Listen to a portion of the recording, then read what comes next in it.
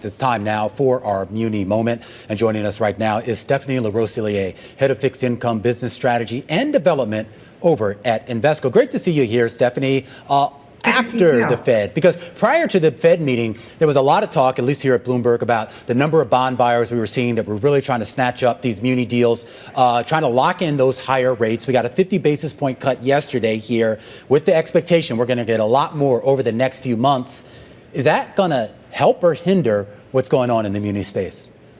Yeah, we expect it to help. The market telegraphed an expectation of 25 basis points. We got 50. I think the Fed was really careful in how they did this and the commentary around it. It's clear that, if they were, the tone was different, they would have spooked the market. I think they did a great job of not doing that. And now we still have that $6 trillion in money markets that is looking for a place to get invested. And we are feeling bullish about the longer end of the curve. We are feeling bullish about high yield munis.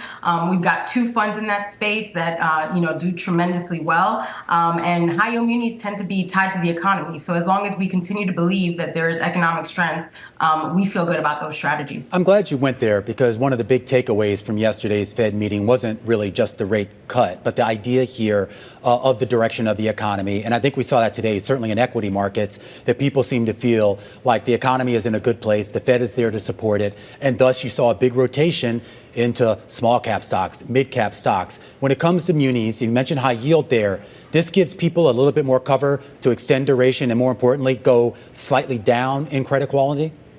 Yeah, we think so. We think, when we look at high yield munis, they tend to be as tied to the economy as you can get. You're talking about your water, sewer, you're talking about your toll roads, you're talking about your hospitals, universities, all the things that we know and use on a daily basis. So there really isn't, I don't think you get closer to being tied to the everyday economy than you do in munis. And when we think of high yield, we're thinking of those projects that might be a little bit more speculative grade, but are projects that are necessary, are projects that sometimes come to the market without a rating because they know they're going to have a pretty good following, but the underlying credit fundamentals we think are strong. And being a big player in that market, we're able to dictate terms on those deals and get really great yields that we can pass on to shareholders. We've got, two funds paying in excess of 5% tax-free right now. I think that's a pretty great deal.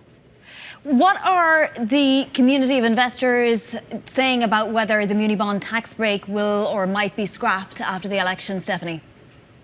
We see this every single election, and I got to be honest, I have yet to take it seriously. I think at the end of the day, when it comes to the tax exemption of munis, that is something that the retail investor has become part of the way that they manage their finances, right? It becomes part of planning, financial planning, and I don't think that goes away. What could be interesting, and I've heard, some rumblings of this, is SALT cap deduction potentially going away. That would be a good thing for munis, but we don't think the tax exemption goes away. It comes up every 4 years, like clockwork, and it never actually happens.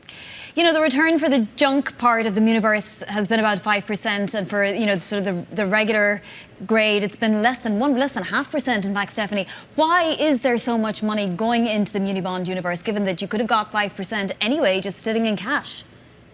Well, 5% tax-free is a little bit different. And I think munis add a level of diversity that is very difficult to get in other parts of the market. You talked about, below investment grade seeing the bulk of that cash. Well, below investment grade munis, and we talk about high yield in the non-rated market, that tends to add a level of lack of correlation to the rest of the market that you would be hard pressed to find in the taxable market, really. We have more and more where we're seeing, corporate bonds and equities being more highly correlated. But in the muni market, you do get that benefit of that diversification. I think a lot of investors are looking for that.